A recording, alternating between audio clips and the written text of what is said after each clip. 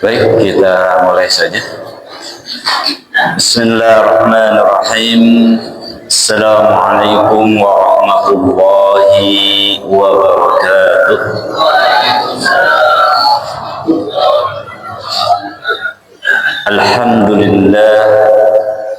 Alhamdulillahilladzi ja'ala fi taqallubil ayyam mau'izatan lil mu'minin وعبرة للمذكرين والصلاة والسلام على إمام الموحدين محمد بحق أتاه اليقين وعلى آله وأصحابه ومن تبعهم بإحسان إلى يوم الدين. أشهد أن لا إله إلا الله الملك الحق المبين وأشهد أن محمدا عبده ورسوله الصادق الوعد الأمين. يا أيها الذين آمنوا اتقوا الله حق تقاته ولا تموتن إلا وأنتم مسلمون. وبعد. Iwa billah jamaah salat maghrib yang dirahmati Allah Subhanahu wa taala. Kabar antum dan keluarga sehat semua? Alhamdulillah. Alhamdulillah, malam hari ini Allah kumpulkan kembali kita, pertemukan kembali di tempat yang mulia. Salah satu tempat terbaik di muka bumi, tidak ada tempat yang paling baik selain daripada Baitullah, rumah Allah Jalla Jalaluhu. Dan mudah-mudahan karena kita berkumpul di tempat yang terbaik ini, Baitun min buyutillah, salah satu rumah Allah Subhanahu wa taala, mudah-mudahan kebaikan-kebaikan itu senantiasa menyertai kita semua. Amin ya rabbal alamin. Salawat dan salam semoga senantiasa tercurah limpahkan kepada qudwah kita, tauladan kita, hamba Allah, kekasih Allah Subhanahu wa taala, yakni Nabi Muhammad sallallahu alaihi wasallam, yang kata Rasulullah, man shalla alayya wahidah sallallahu alaihi assalam, ya. Siapa yang bersalawat kepada aku sebanyak satu kali, maka Allah langsung membalasnya sebanyak 10 kali, ya. Maka jangan menjadi orang yang bakhil, karena orang yang bakhil itu kata Rasulullah yang diriwayatkan dari Ali bin Abi Thalib radhiyallahu an adalah siapapun orangnya yang mendengar namaku disebut di sisinya kemudian dia tidak mau bersalawat kepadaku, maka itu adalah orang yang bakhil paling pelit di antara umat Rasulullah. Kepada keluarganya, para sahabatnya, putra-putri beliau, istri-istri beliau, dan mudah-mudahan Allah meridhoi mereka dan kita semua. Iwabillah rahimani wa rahimakumullah. Insyaallah malam hari ini kita kembali lagi bertemu di setiap pekan keempat. Kita akan membahas hadis mulia Rasulullah sallallahu alaihi wasallam. Ana kembali mengambil hadis dari hadis Arba'in An-Nawawi, ya. Dalam kitab Arba'in An-Nawawi karya Imam An-Nawawi, ya. Yakni beliau bernama Imam Abu Zakaria Yahya bin Sharaf An-Nawawi rahimahullah, ya. Nah, di dalam hadis Arba'in ini setidaknya kena Arba'in artinya berapa? 40, tapi isi hadisnya ada sebanyak 42 hadis, ya, di dalam kitab Arba'in ini. Baik, langsung saja kita akan masuk pembahasan hadis pada malam hari ini, yakni Ar-Rabi wal Isrun, hadis yang ke-24, ya. An Abi Dzar Al-Ghifari radhiyallahu an. Hadis ini diriwayatkan dari Abu Dzar Al-Ghifari. Masih ingat nggak siapa nama Abu Dzar? Nama aslinya? Lupa. Ya, Abu Dzar itu bernama siapa? Jundub bin Junadah. Beliau nama aslinya adalah Jundub bin Junadah. Beliau berasal dari Al-Ghifar, dari kampung Ghifar, ya. Kampung Ghifar ini dikenalnya sebagai kampung penyamun, perampok pada masa jahiliyah, ya. Nah, beliau adalah Abu Dzar Al-Ghifari, yakni Jundub bin Junadah radhiyallahu anhu. Anin Nabi sallallahu alaihi wasallam, dari Nabi sallallahu alaihi wasallam, fima yarwihi an rabbihi, yang mana Rasulullah langsung meriwayatkannya dari Rabbnya, dari Allah Subhanahu wa taala. Jadi sanadnya langsung kepada Allah Subhanahu wa taala, sehingga hadis ini disebut dengan sanad apa? Dengan hadis qudsi. Kenapa? Karena Rasulullah langsung meriwayatkan dari Rabbnya, dari Allah Subhanahu wa taala, ya. Annahu qal, bahwa beliau bersabda, ya, ataupun Allah Subhanahu wa taala berfirman, ya. Apa yang disampaikan oleh Rasulullah yang meriwayatkan dari Rabbnya, dari Allah Subhanahu wa taala? Allah berfirman, ya ibadi, wahai hambaku. Berarti yang disebut di sini hamba Allah siapa? Nabi Muhammad sallallahu alaihi wasallam khususnya. Kenapa? Karena yang dipanggil saya itu adalah Rasulullah. Umumnya untuk kita sebagai hamba-hamba Allah Subhanahu wa taala, Allah memanggil kita, ya ibadi, wahai hambaku.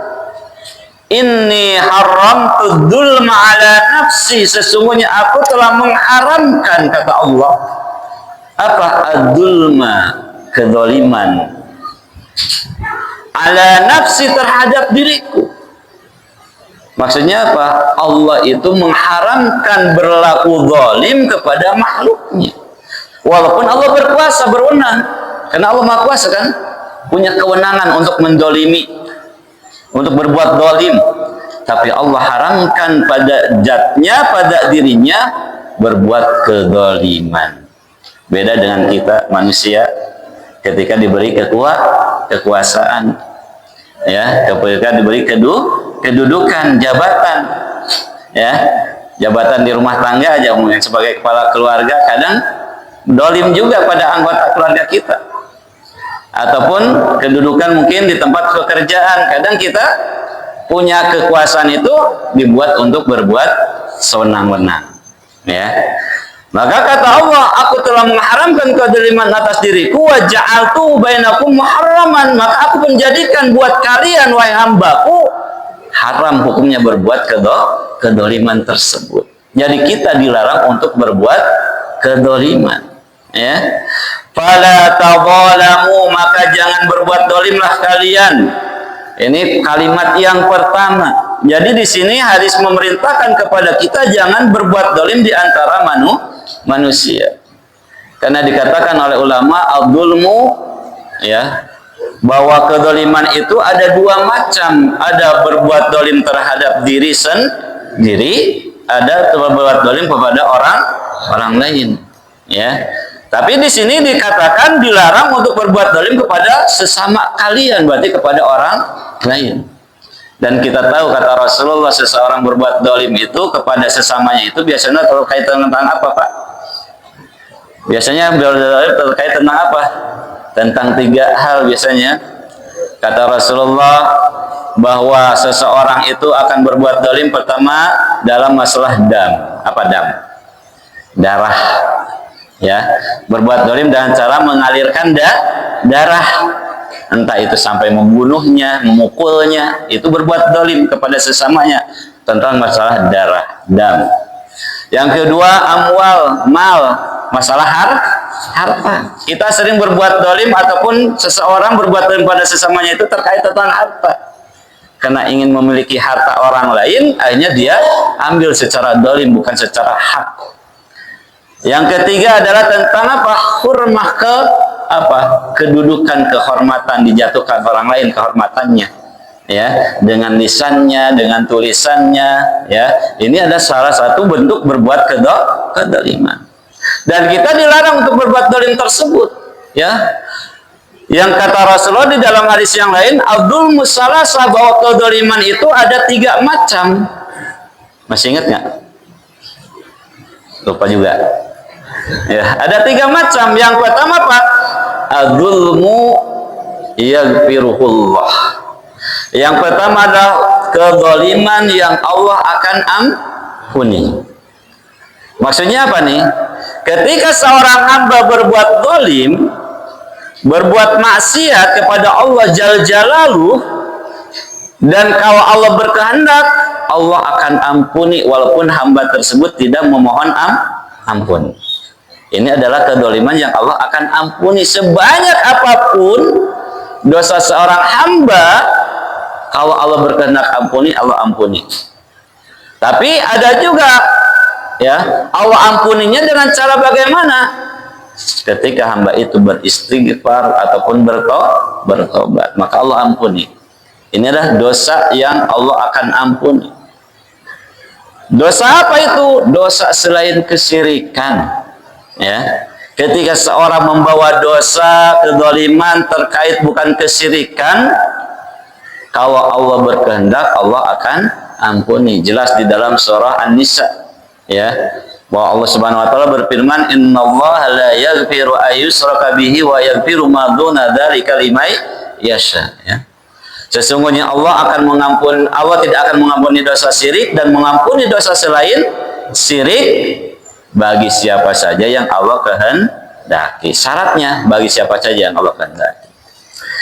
Yang kedua kata Rasulullah, "Adzulmu la yaghfiruhullah." Kezaliman yang Allah tidak akan ampuni. Maksudnya apa? Ketika seorang hamba melakukan kezaliman, melakukan sebuah dosa, melakukan suatu kemaksiatan, dan dia tidak bertobat dari kezaliman tersebut, maka Allah tidak akan ampuni kezaliman tersebut. Karena dia tidak bertobat. Ya.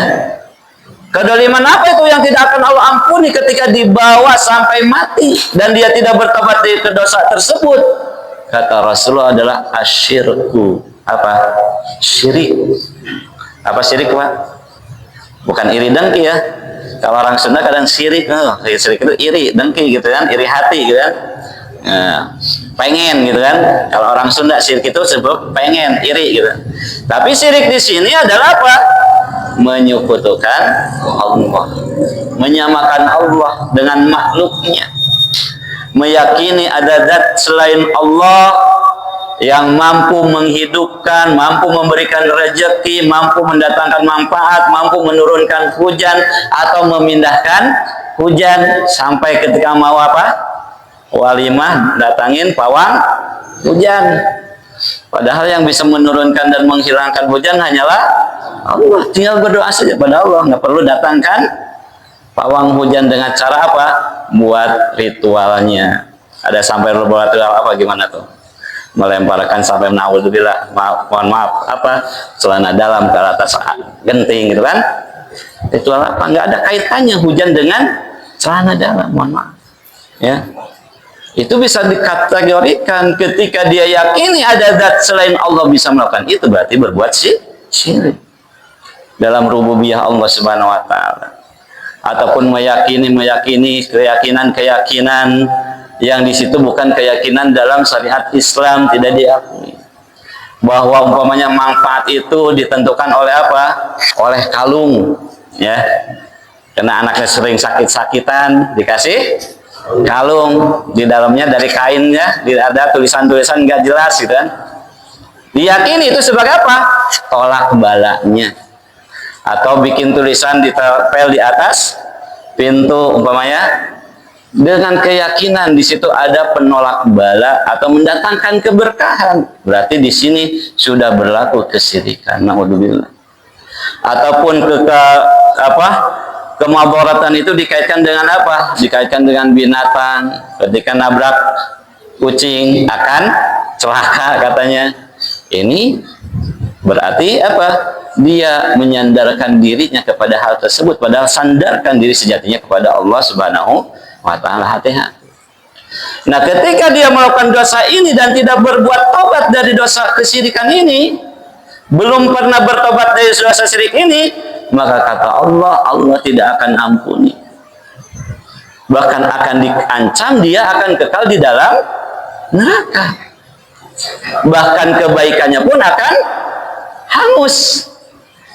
Di dalam surah Az-Zumar, la in asyrakta la yahbaqanna 'amaluk, kata Allah. Kalau kamu berbuat syirik dan tidak bertobat, la yahbaqanna 'amaluk, maka amal-amal kamu itu akan hilang, akan lenyap, tak berbekas. Naudzubillah. Jangan sampai. Maka yuk kita selidiki, pernah nggak kita berbuat syirik seperti itu? Karena dari lisan kita, dari perbuatan kita, kadang ada yang mengandung kesyirikan. Makanya Rasulullah mengajarkan kepada kita salah satu doa. Gimana doanya? Allahumma inni a'udzubika an usyrika bika wa ana a'lamu wa nastaghfiruka lima la na'lamu. Hafal Pak? Belum, doa ini belum hafal. Hafal ini. Mudah-mudahan dengan doa ini sebagai bentuk pertobatan kita dari dosa syirik yang kita tidak sadari. Karena doa itu diajarkan kata Rasulullah, Allahumma inni a'udzubika ya Allah, aku berlindung kepada Engkau an usyrika bika wa ana a'lamu, dari dosa syirik yang aku ketahui. Wa nastaghfiruka, dan aku memohon ampun pada Engkau dari dosa syirik dari dosa syirik yang tidak aku ketahui. Nah, mudah-mudahan itu sebagai doa sapu jagat dari dosa syirik kita, ya. Kita perbanyak doa itu, ya. Kenapa? Tadi Allah tidak akan ampuni dosa syirik ini, ya.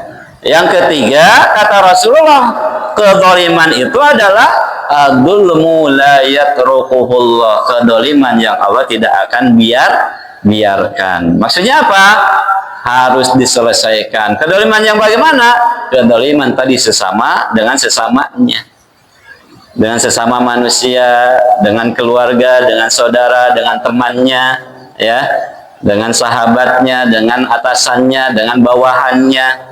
Ketika kezaliman itu tidak diselesaikan di dunia, maka kezaliman itu akan diselesaikan di akhirat nanti. Dan kalau diselesaikan di akhirat akan menjadi orang yang rugi. Atau dikatakan Rasulullah orang yang bangkrut, yang muflis, ya, yang bangkrut. Dia datang ke akhirat bawa dosa, bawa pahala yang banyak, pahala sholatnya, dikatakan pahala zakatnya, puasanya begitu banyak, tapi ternyata dia pun bawa dosa terkait terhadap sesama manusia, pernah menyakiti seseorang, menghina dengan lisannya, memukul seseorang, mengambil harta orang lain tanpa hak, dan dia tidak minta dihalalkan di dunianya, maka nanti kebaikan itu akan diberikan sebagai kompensasi kepada yang orang yang pernah kita dolimi. Sampai habis tuh kebaikan kita, kalau masih ada orang yang menuntut tanggung jawab, akhirnya keburukan orang tersebut akan kita pikul, dan jadinya kita orang yang bangkrut, akhirnya dilemparkan ke dalam neraka. Na'udzubillah. Ini 3 kedzaliman yang harus kita waspadai. Tapi dalam hadis ini adalah kita dilarang berbuat kedzaliman terhadap sesama kita. Karena kata Allah, "Fala tadzalamu", jangan kau berbuat zalim di antara kalian, ya, kepada sesama kalian. Ya fillah rahimani wa rahimakumullah.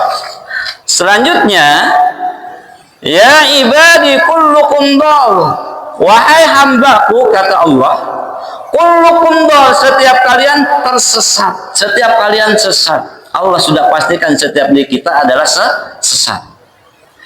Illa man hadaitu, kecuali ada istisna. Siapa? Orang yang telah aku berikan hidayah, petunjuk, kata Allah. Fastahduni ahdikum, maka mintalah engkau hidayah, niscaya aku akan berikan hidayah. Hadis ini pun menggambarkan kepada kita sejatinya setiap manusia itu semuanya tersesat, bodoh.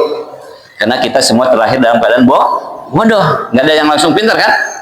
Ada yang langsung bisa baca, ya? Nggak ada. Semuanya dalam keadaan bodoh. Ya, terlahir dalam keadaan bodoh, baru dia belajar apa? Minta makan ataupun nyusu kepada ibunya, ataupun belajar tengkura, belajar ini itu belajar, tapi awalnya bodoh. Kullukum dhal, ya. Kita ini semuanya dikatakan sesat, ya, tersesat dalam kebodohan, kecuali yang tadi Allah berikan hidayah. Dan alhamdulillah kita termasuk hamba-hamba yang diberikan hidayah. Mudah-mudahan senantiasa sampai akhir hayat kita, ya. Maka kita harus jaga di hidayah, ya. Karena kata Allah, illa man ada itu. Hidayah itu milik Allah Jalla Jalaluhu. Yang bisa memberikan hidayah hanyalah Allah. Walaupun kita tahu hidayah itu ada berapa macam, Pak. Masih ingat?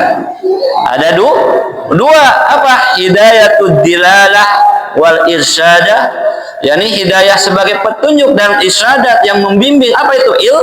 Ilmu. Atau disebut dengan hidayatul ilmiyah. Ini yang pertama, karena ilmu itu sendiri adalah petunjuk buat kita.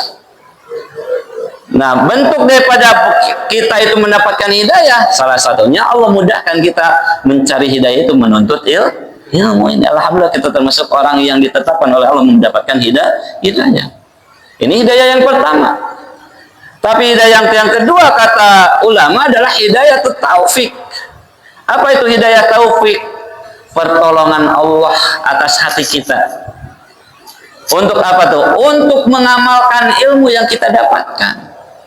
Untuk senantiasa menapaki jalan ilmu, jalan yang telah Allah pancangkan untuk sampai ke surga Allah Subhanahu wa Ta'ala. Ini hidayah taufik.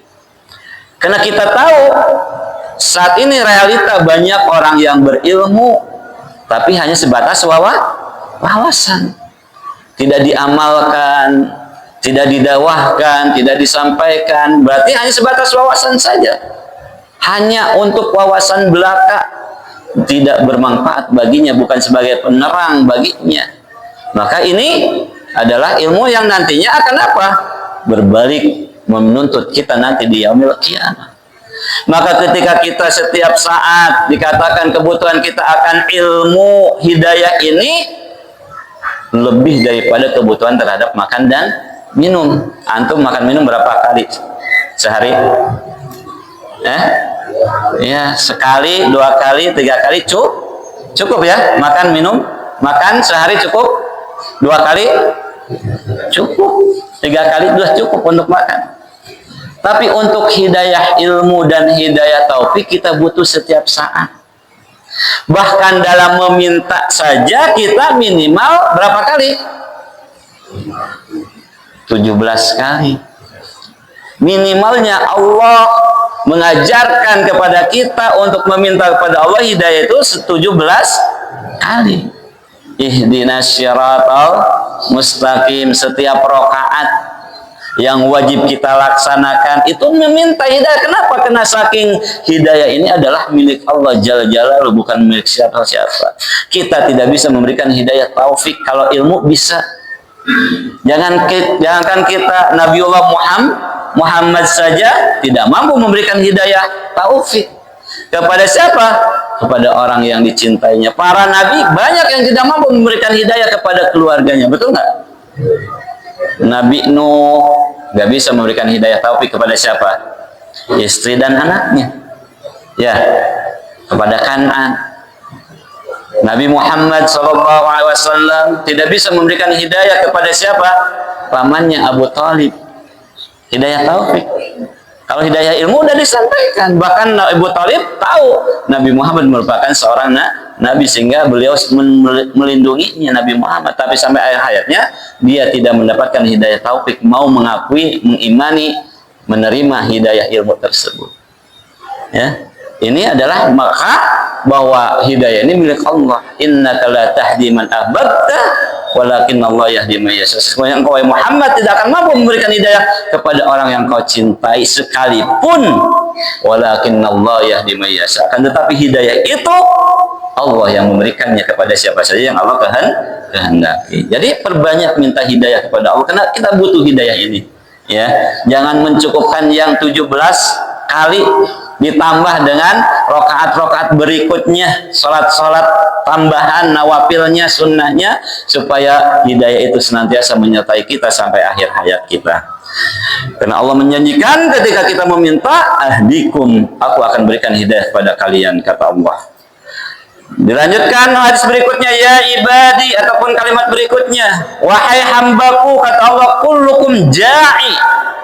Setiap kalian itu dalam keadaan lapar. Ya kan? Kita itu diciptakan dalam keadaan lapar. Ya. Illa man at'amtuhu, kecuali orang yang telah aku berikan makanan. Ya. Maka pastat'imuni, mintalah makanan kepadaku ut'imakum, maka aku akan berikan makanan kepada kalian. Ini bukan hanya sebatas makanan hadis ini, tapi juga dalam masalah kasbur rizki, mencari rezeki. Yang memberikan rezeki Allah, karena Allah adalah Al-Wahhab, Maha Pemberi. Jadi jangan datang ke tempat-tempat keramat ataupun tempat-tempat mengandung apa yang dianggap di situ bisa mendatangkan keberkahan ataupun apapun itu yang tidak disesuaikan dengan syariat, tapi langsung saja minta kepada Allah. Bukankah setiap sujud kita senantiasa mengucapkan Rabbi apa? Rabbi firli warhamni warzuqni, minta rezeki kepada Allah. Ini bentuk bahwa kita diperintahkan hanya kepada Allah meminta, karena Allah yang memberikan itu. Gak ada seorang pun yang mampu memberikan rezeki. Allah yang menetapkan kadar rezeki kita. Ketetapannya telah Allah tetapkan, banyak sedikitnya untuk kita. Rezeki Allah tidak akan tertukar, ya. Semuanya sudah tertakar. Jadi kita jangan istilahnya apa? Merasa gelisah resah akibat kekurangan rezeki. Itu ujian, tapi kita tetap berusaha minta. Maka kata Allah, fastat'imuni, mintalah makan kepadaku, mintalah rezeki kepadaku, mintalah segala sesuatu kepadaku, aku akan penuhi. Karena Allah yang Maha Pemberi tersebut, ya. Selanjutnya, ya ibadi, wahai hambaku, kullukum arin, setiap kalian ar. Apa itu ar? Di sini dalam keadaan telanjang. Maksudnya apa? Kita terlahir dalam keadaan telanjang, kan? Gitu. Bahkan nanti dibangkitkan pun di yaumil mahsyar dalam keadaan telanjang juga, ya, tak berbaju, tak beralas kaki. Setiap kalian dalam keadaan, maaf tadi, telanjang, baik maknanya secara hissi, telanjang tanpa berpakaian, ataupun tadi sesungguhnya telanjang di sini apa? Terbuka aib kita, aurat kita, keburukan kita, ya.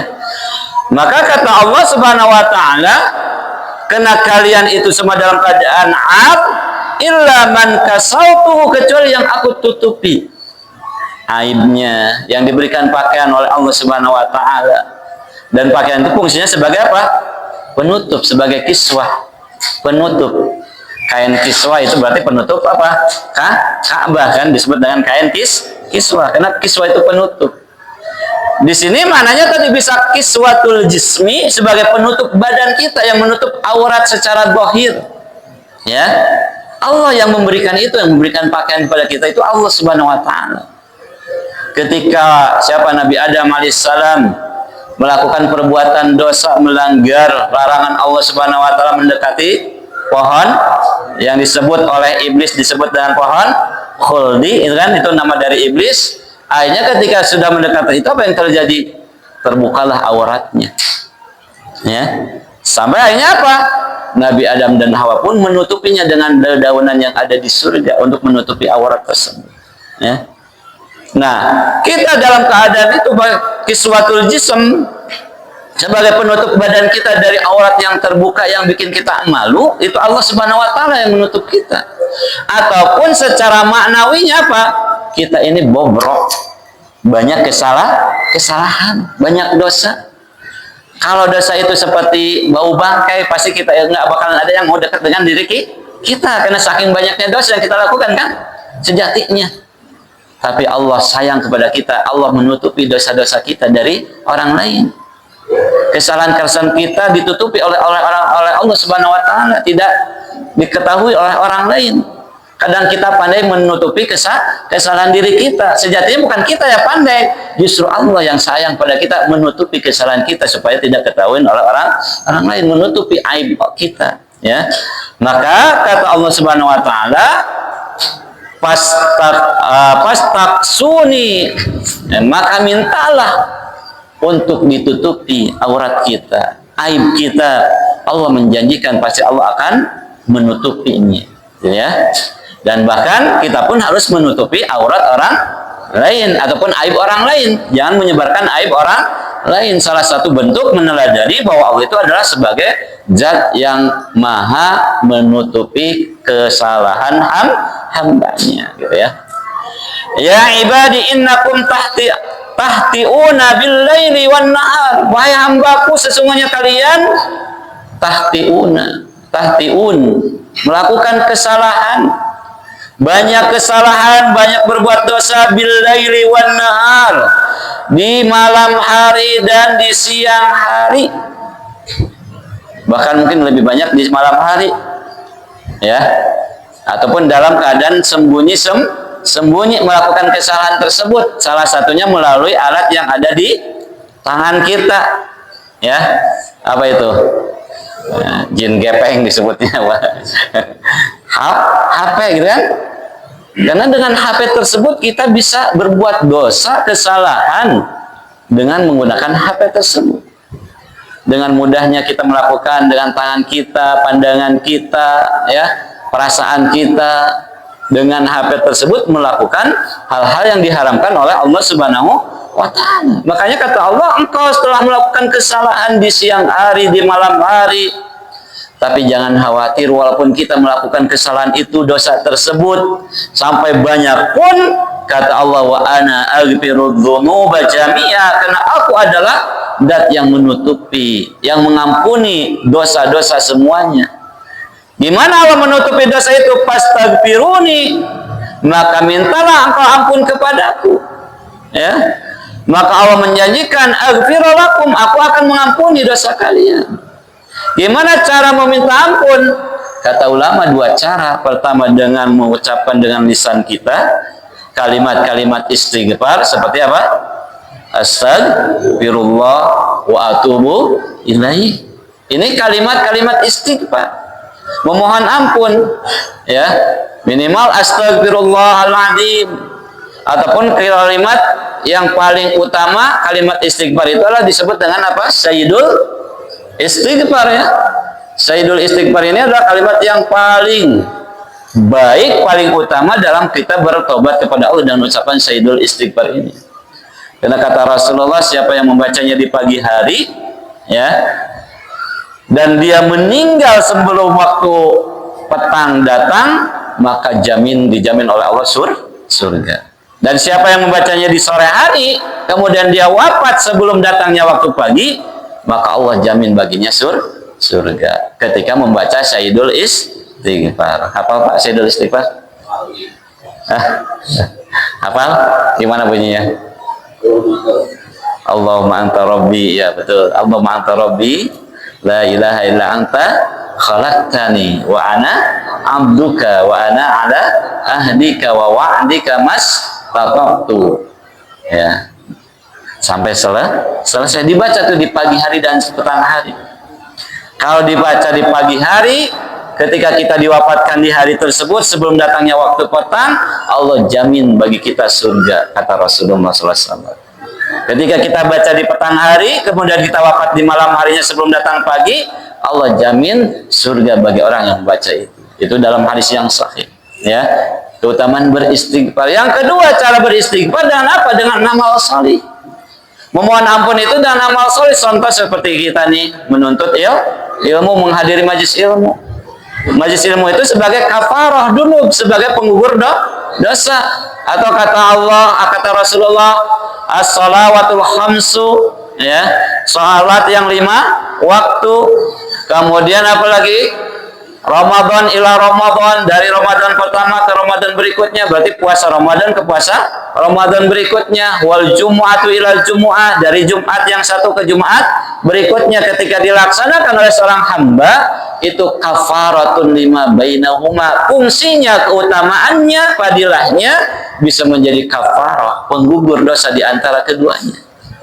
Antum sholat Jumat, dari Jumat yang sekarang ke Jumat berikutnya, Allah gugurkan dosa-dosa kita selama, kata ulama, majtunibal kabair, dia selama meninggalkan dosa-dosa besar. Jadi yang bisa digugurkan dengan amal soleh itu adalah dosa-dosa kecil kita, kesalahan-kesalahan kecil, dosa shaghair kita selama 7 hari bisa digugurkan dengan sholat Jumat. Kesalahan dari bulan Ramadan sampai Ramadan lagi bisa digugurkan dengan saum Ramadan, ya. Begitu juga dari waktu maghrib ke waktu isya bisa digugurkan kesalahan di waktu maghrib sampai isya dengan sholat isya. Kesalahan yang dilakukan setelah isya sampai subuh dilakukan dengan sholat subuh, maka kesalahan yang kecil itu dihapuskan dengan sholat subuh. Itu janji Allah melalui lisannya Rasulullah Sallallahu Alaihi Wasallam. Makanya Allah maha sempurna, maha baik. Kurang baik bagaimana Allah Subhanahu Wa Taala pada hambanya, gitu ya. Maka Allah, ana adalah sebagai pengampun dosa semuanya, minta ampunlah kepadaku, pasti aku akan ampuni, kata Allah Subhanahu Wa Taala. Selanjutnya, ya ibadi innakum lam tablughu dhurri fatadurruni wa lam tablughu nafai fatanfauni. Wahai hambaku, sesungguhnya kalian semuanya tidak akan mampu memadaratkanku dan tidak akan mampu memberikan manfaat kepadaku. Maksudnya hamba itu tidak akan menambah, tidak akan menyulitkan Allah dan tidak akan memberikan manfaat untuk Allah Subhanahu wa Ta'ala apa yang dilakukan oleh hamba. Ya, bahkan dilanjutkan, ya ibadi law anna awwalakum wa akhirakum wa insakum wa jinnakum kanu ala atqa qalbi rajulin wahidin minkum ma zada kadzalika fi mulki syai'a. Wahai hambaku, sesungguhnya jika kalian semua, baik seluruh manusia ataupun bangsa jin semuanya, dari awal sampai akhir, manusia pertama sampai manusia terakhir, jin yang pertama diciptakan oleh Allah sampai jin yang terakhir diciptakan oleh Allah Subhanahu wa Ta'ala, semuanya ala atqa, semuanya dalam keadaan bertakwa kepada Allah Subhanahu wa Ta'ala. Maka kata Allah, mazada dzalika fi mulki syai'a, itu tidak akan menambah kerajaanku sedikit pun. Jadi tidak akan bermanfaat sejatinya. Maksudnya apa? Allah tidak butuh dari hambanya tersebut. Karena Allah adalah zat yang tidak membutuhkan makhluknya. Tidak akan mengurangi, tidak akan menambah kedudukan Allah Subhanahu wa Ta'ala. Ya, kehormatan Allah, keagungan Allah Subhanahu wa Ta'ala. Karena Allah adalah yang maha agung, yang maha kuasa. Bahkan dilanjutkan, ya ibadi law anna awwalakum wa akhirukum wa insakum wa jinnakum kanu ala abjari qalbi rajulin wahidin minkum ma naqasa dzalika min mulki syai'a. Begitu juga sebaliknya, wahai hambaku, sesungguhnya jika di antara kalian seluruh manusia yang awal sampai yang akhir, manusia pertama sampai manusia terakhir, bangsa jin yang pertama diciptakan oleh Allah sampai jin yang terakhir diciptakan oleh Allah, ala abjari qalbi rajulin, semuanya berbuat fujur, fajir, berbuat dosa, bukan menjadi orang yang beriman, menjadi orang-orang kafir, orang-orang fasik, orang-orang fajir, semuanya tidak beriman kepada Allah. Maka kata Allah, mana qasadzalika min mulki syai'a, itu tidak akan mengurangi kedudukanku, kerajaanku sedikit pun. Tidak akan mengurangi kesempurnaan Allah Jalla Jalaluhu. Jadi Allah tidak butuh sejatinya kepada makhluknya itu. Ya, yang butuh kepada Allah siapa?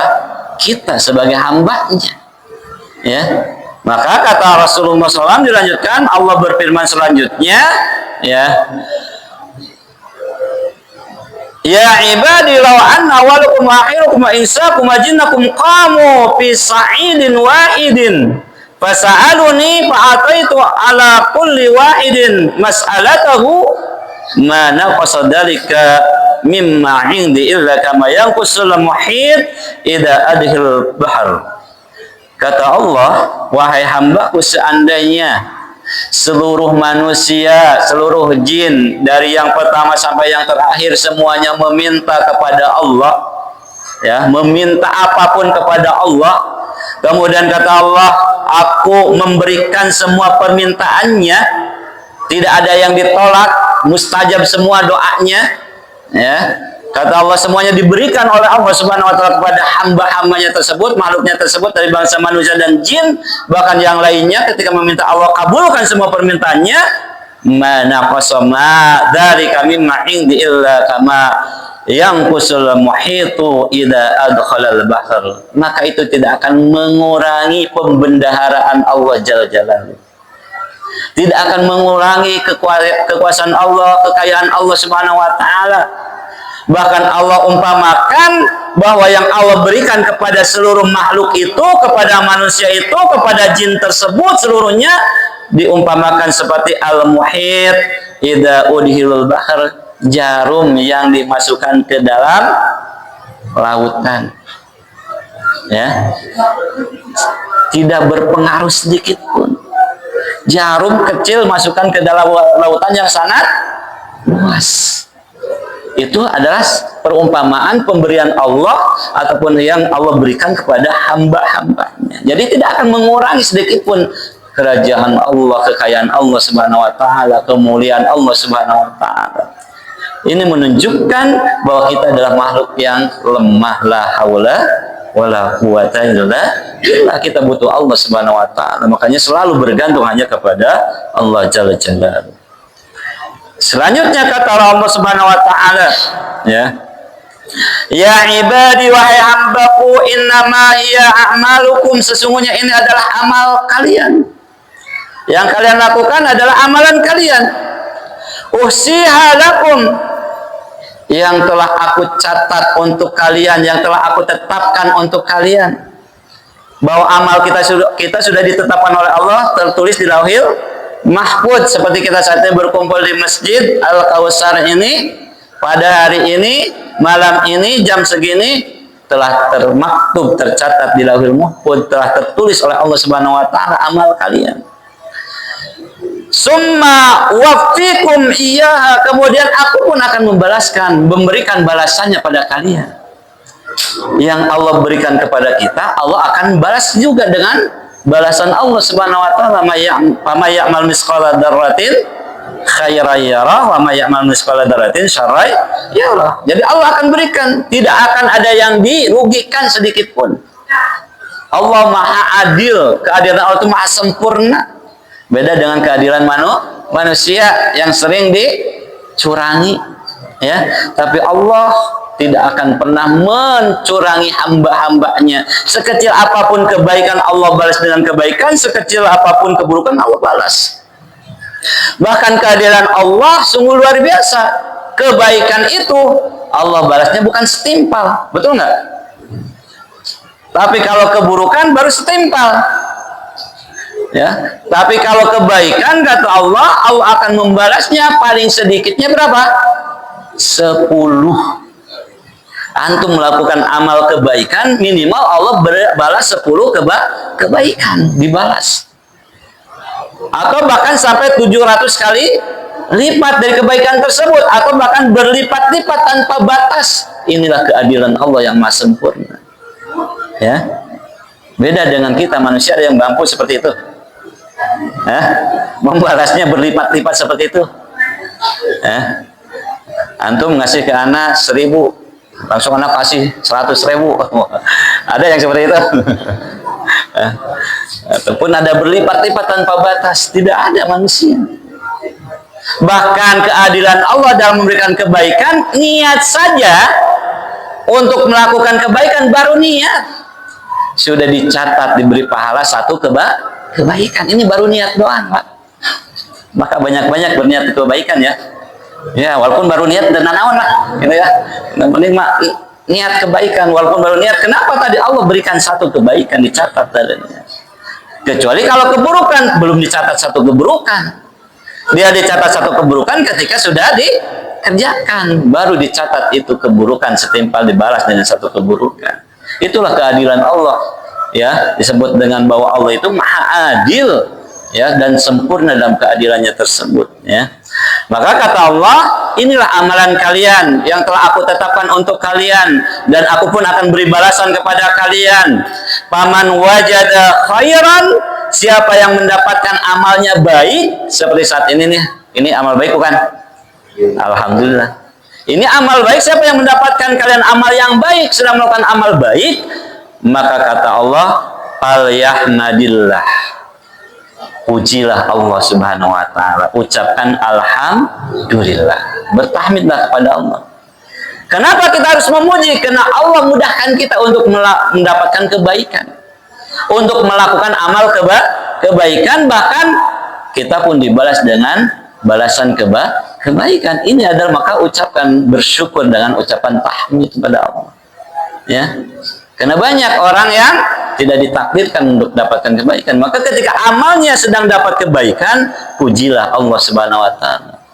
Kalimat puji ini hanya senantiasa selalu terucap di lisan kita, ya. Bahkan bukan hanya ketika dalam keadaan istilahnya diberikan takdir yang baik, takdir yang buruk pun selalu terucap kalimat tahmid kan. Diuji dengan sesuatu yang menyakitkan pun ucapkan alhamdulillah ala kulli hal, kata Rasulullah, ya. Tapi ketika diberi nikmat karunia amal yang baik, kenikmatan rezeki dan sebagainya, ucapkan alhamdulillah bini matihi tatimus salihah, gitu ya. Kemudian waman wajada ghaira dzalik, tapi kalau kamu dapati amal kamu bukan amal yang baik, qadarullah kita sedang melakukan keburukan, bermaksiat, kezaliman, ya. Fala yalumanna illa nafsahu, kata Allah, jangan kau salahkan kecuali salahkan diri sendiri. Ya. Jadi kalau lagi berbuat buruk, jangan nyalahin orang lain. Jangan nyalahkan Allah. Salahkan diri kita. Kenapa? Karena untuk beramal itu tidak ada paksaan. Antum dipaksa nggak? Untuk melakukan sesuatu? Tidak dipaksa. Untuk hadir di sini dipaksa nggak? Enggak juga kan? Untuk melakukan keburukan dipaksa nggak? Enggak juga. Amalan itu pilihan kita sendiri. Maka kata Allah, ketika mendapati amal kita ini buruk, jangan kau salahkan orang lain, tapi salahkanlah diri sendiri. Maksudnya introspeksi diri dan segera memohon ampun. Gitu. Jangan nyalahin orang lain. Wah, gara-gara si anu saya jadi ikut mabuk. Ya, gara-gara si anu saya ikut apa lagi itu? Berbuat riba, judi dan sebagainya. Jangan nyalahkan orang lain. Walaupun ada ajakan, ya, ada bisikan, karena kita tahu setan itu ada dua jenis, minal jinnati wan nas, dari bangsa jin dan manusia. Manusia yang ngajak kepada keburukan itu setan, ya. Tapi jangan salahkan itu, karena kita telah diingatkan oleh Allah bahwa setan itu adalah musuh yang nyata buat diri kita. Salahkan diri kita, kenapa terjatuh? Maka introspeksi diri. Kalau menyalahkan diri, pasti kita akan introspeksi, sehingga kita pun mudah bertobat, memohon ampun dengan ucapan astagfirullah dari kesalahan tersebut. Tapi kalau nyalahin orang lain, sulit untuk bertobat, betul nggak? Kesalahan kita disalahkan ataupun diserahkan, menyalahkan orang lain, pasti kitanya akan sulit untuk bertobat. Makanya kata Allah, fala yalumanna illa nafsah, jangan kau salahkan kecuali kalian salahkan diri kalian sendiri. Kenapa? Itu pilihan kalian, pilihan kamu. Allah tidak memaksa untuk itu. Walaupun pada asalnya amal manusia telah Allah tetapkan dalam takdirnya. Cuman kita nggak tahu takdir kita, amal kita ini baik apa buruk akhirnya. Maka pilihlah. Allah berikan jalannya, Allah berikan petunjuknya, Allah turunkan hidayahnya berupa Al-Quran sebagai jalan untuk kebaikan, ataupun di situ menunjukkan jalan ini jalan fajir, jalan yang buruk, ini adalah jalan kebaikan. Ya, kita pilih. Maka kita yang memilihnya, maka jangan salahkan orang lain ketika kita mendapati kita dalam keadaan buruk, melakukan kezaliman dan sebagainya, tapi salahkan diri sendiri. Ini adalah hadis riwayat Imam Muslim nomor 2577, ya, di dalam Sahih Muslim. Ini hadis lumayan cukup panjang terkait bahwa Allah adalah zat yang maha sempurna, yang kita harus selalu sandarkan diri kita kepada Allah Subhanahu wa ta'ala, karena kita yakin Allahus Samad, Allah tempat bergantung, memohon kepada ataupun menyandarkan diri kita pada Allah Subhanahu wa ta'ala. Maka minta hidayah, minta ampun, minta rezeki, minta ditutup aib kita, mintalah kepada Allah Subhanahu wa ta'ala, karena sejatinya yang bisa itu melakukan hanyalah Allah Subhanahu wa ta'ala. Tauhidkan Allah, ataupun istilahnya esakan Allah dalam setiap hal agar kita menjadi orang-orang yang wahid, orang-orang yang mentauhidkan Allah Subhanahu wa taala. Kebenaran datangnya dari Allah Subhanahu wa taala, kesalahan dari anak pribadi. Itu saja mungkin yang bisa disampaikan pada kesempatan yang berbahagia ini, mengambil fadilah keutamaan dari hadis dari Abu Dzar Al-Ghifari yang Rasulullah meriwayatkan langsung dari Allah Subhanahu wa taala, dan ini diriwayatkan oleh Imam Muslim, berada di dalam kitab Arba'in An-Nawawi hadis yang ke-24. Mudah-mudahan bermanfaat buat kita semua. Semoga Allah Subhanahu wa taala mengampuni dosa-dosa kita semua dengan majelis ilmu ini. Allah berkahkan hidup kita, amal kita senantiasa diberikan keberkahan, umur kita diberikan keberkahan, keluarga kita diberkahkan oleh Allah Subhanahu wa taala, dan kita dijadikan orang-orang yang husnul khatimah dan menjadi orang-orang yang senantiasa di akhir hayatnya istiqomah. Subhanakallahumma wa bihamdika asyhadu an la ilaha illa anta astaghfiruka wa atubu ilaik. Al-'afwu minkum. Assalamualaikum warahmatullahi wabarakatuh. Ya Nabi salam alaika, ya Rasul salam alaika, ya Habib salam alaika, salawat